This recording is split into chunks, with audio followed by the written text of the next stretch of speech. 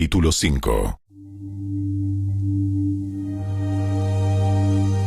Después de que los filisteos capturaran el arca de Dios, la llevaron del campo de batalla de Ebenezer hasta la ciudad de Asdod. Llevaron el arca de Dios al templo del dios Dagón y la pusieron junto a una estatua de Dagón. Pero cuando los ciudadanos de Asdod fueron a verla a la mañana siguiente, la estatua de Dagón había caído boca abajo delante del arca del Señor. Así que levantaron a Dagón y nuevamente lo colocaron en su lugar. Pero temprano al día siguiente sucedió lo mismo. De nuevo Dagón había caído boca abajo frente al arca del Señor. Esta vez, su cabeza y sus manos se habían quebrado y estaban a la entrada. Solo el tronco de su cuerpo quedó intacto. Por eso, hasta el día de hoy, ni los sacerdotes de Dagón, ni nadie más que entra al templo de Dagón en Asdod, pisan el umbral. Entonces, la mano dura del Señor hirió a la gente de Asdod y de las aldeas cercanas con una plaga de tumores.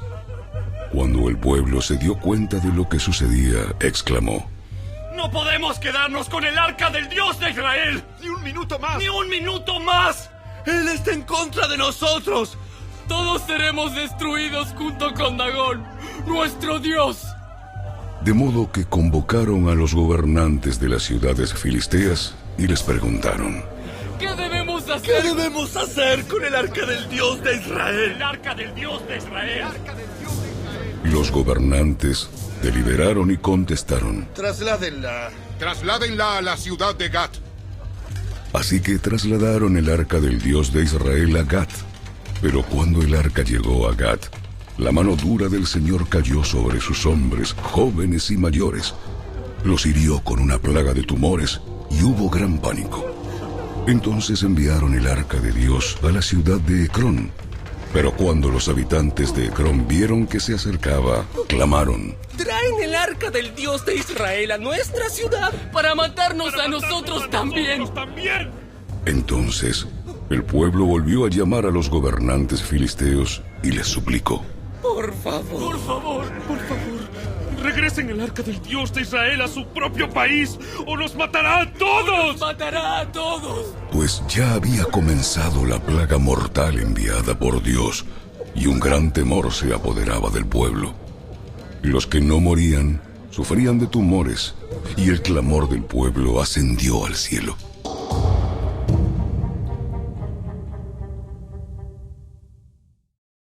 Capítulo 6. Así que el arca del Señor permaneció en territorio filisteo por un total de 7 meses.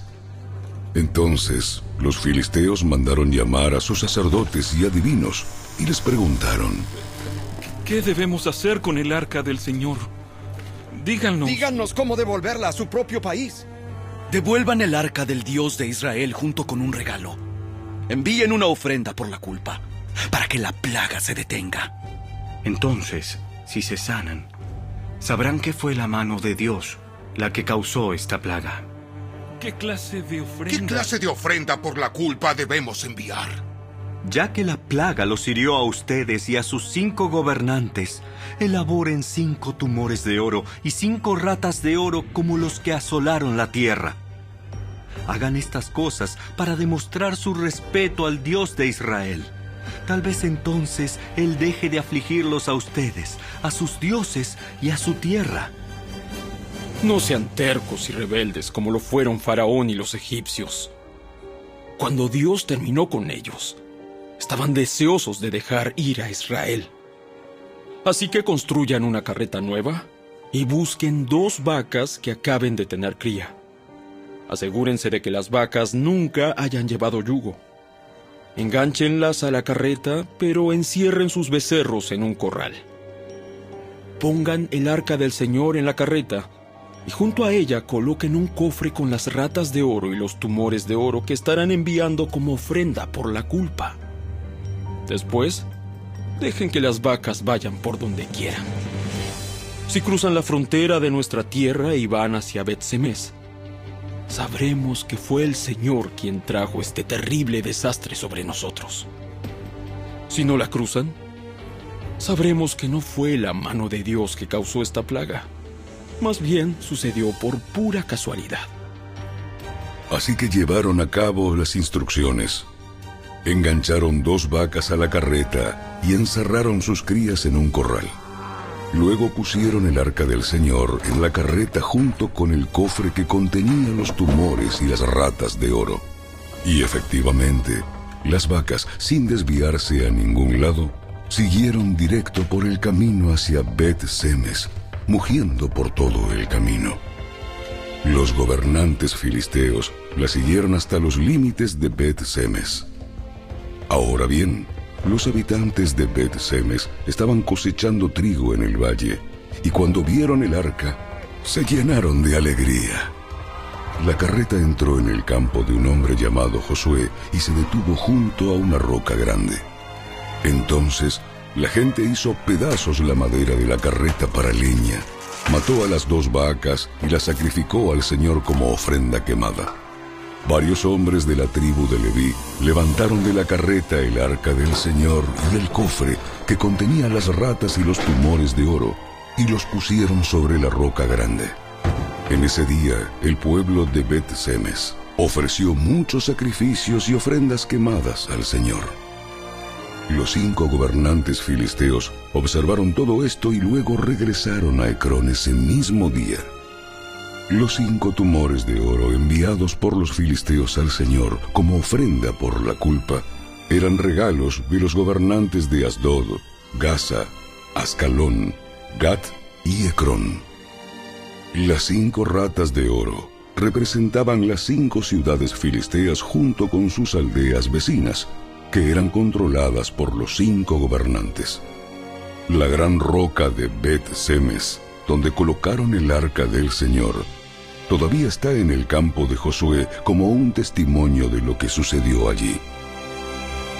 Pero el Señor mató a 70 hombres de Bet-Semes porque miraron dentro del arca del Señor, y el pueblo hizo gran duelo por lo que el Señor había hecho.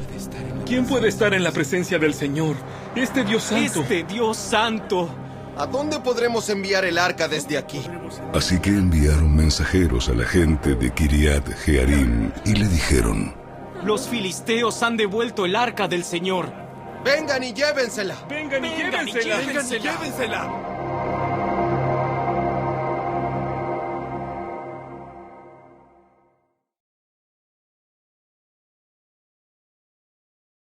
Capítulo 3.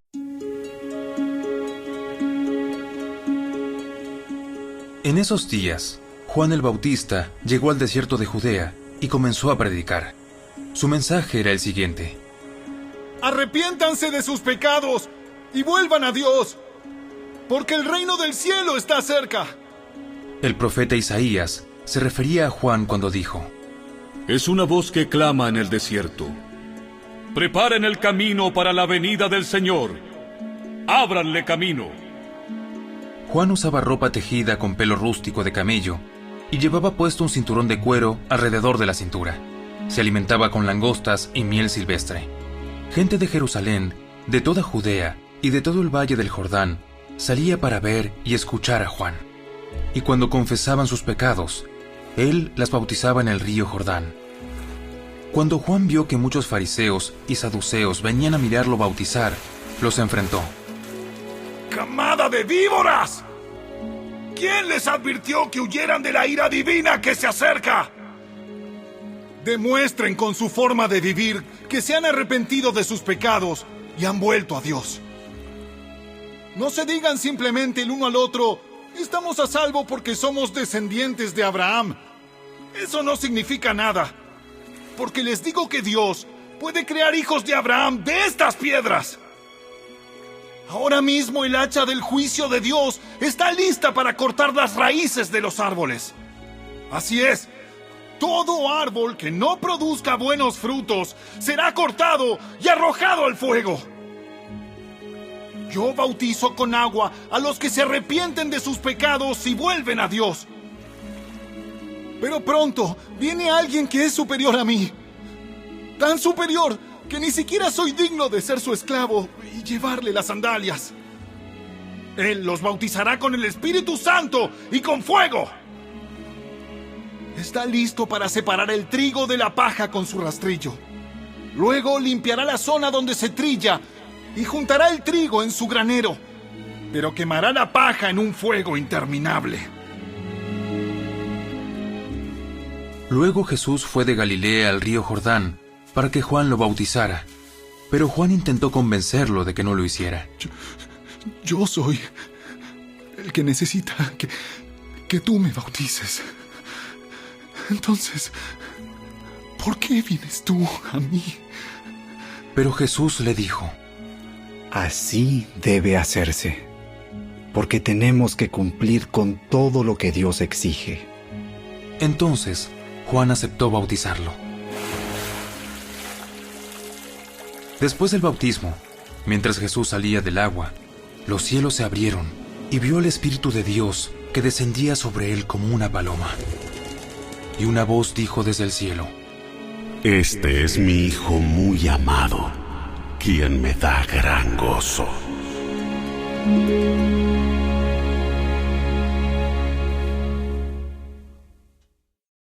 Capítulo 4.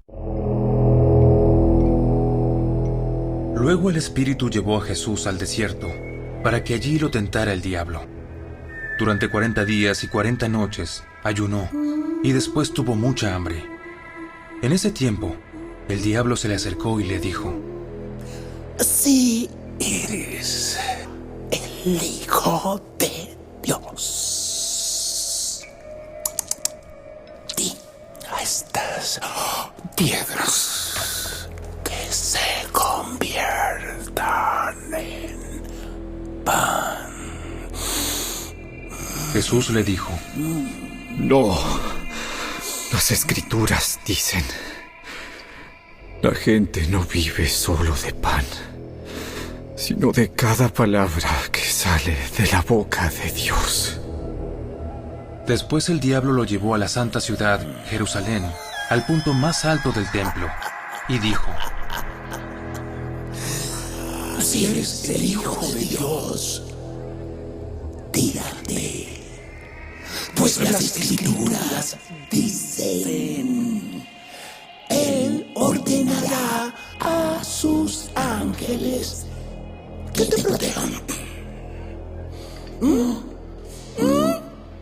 y te sostendrán con sus manos para que ni siquiera te lastimes el pie con una piedra. Las Escrituras también dicen: no pondrás a prueba al Señor tu Dios. Luego el diablo lo llevó a la cima de una montaña muy alta y le mostró todos los reinos del mundo y la gloria que hay en ellos. Te daré todo esto si te arrodillas y me adoras. Vete de aquí, Satanás, porque las Escrituras dicen: adora al Señor tu Dios y sírvele únicamente a Él. Entonces el diablo se fue y llegaron ángeles a cuidar a Jesús. Cuando Jesús oyó que habían arrestado a Juan, salió de Judea y regresó a Galilea. Primero fue a Nazaret, luego salió de allí y siguió hasta Capernaum, junto al mar de Galilea, en la región de Zabulón y Neftalí.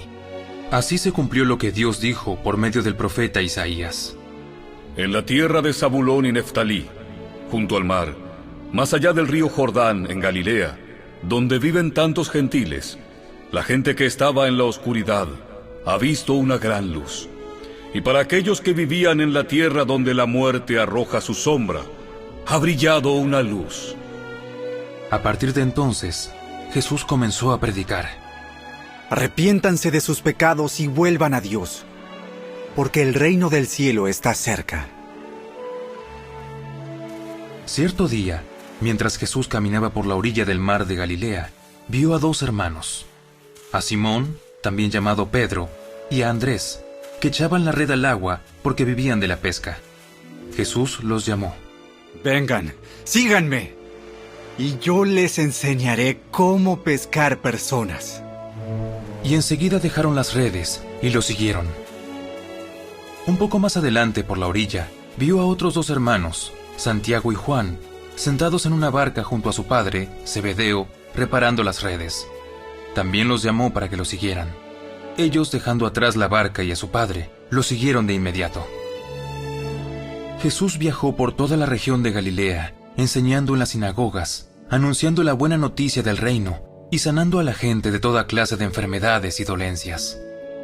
Las noticias acerca de él corrieron y llegaron tan lejos como Siria, y pronto la gente comenzó a llevarle a todo el que estuviera enfermo, y él los sanaba a todos. Cualquiera fuera la enfermedad o el dolor que tuvieran, o si estaban poseídos por demonios, o eran epilépticos o paralíticos. Numerosas multitudes los seguían a todas partes. Gente de Galilea, de las 10 ciudades, de Jerusalén, de toda Judea y del oriente del río Jordán.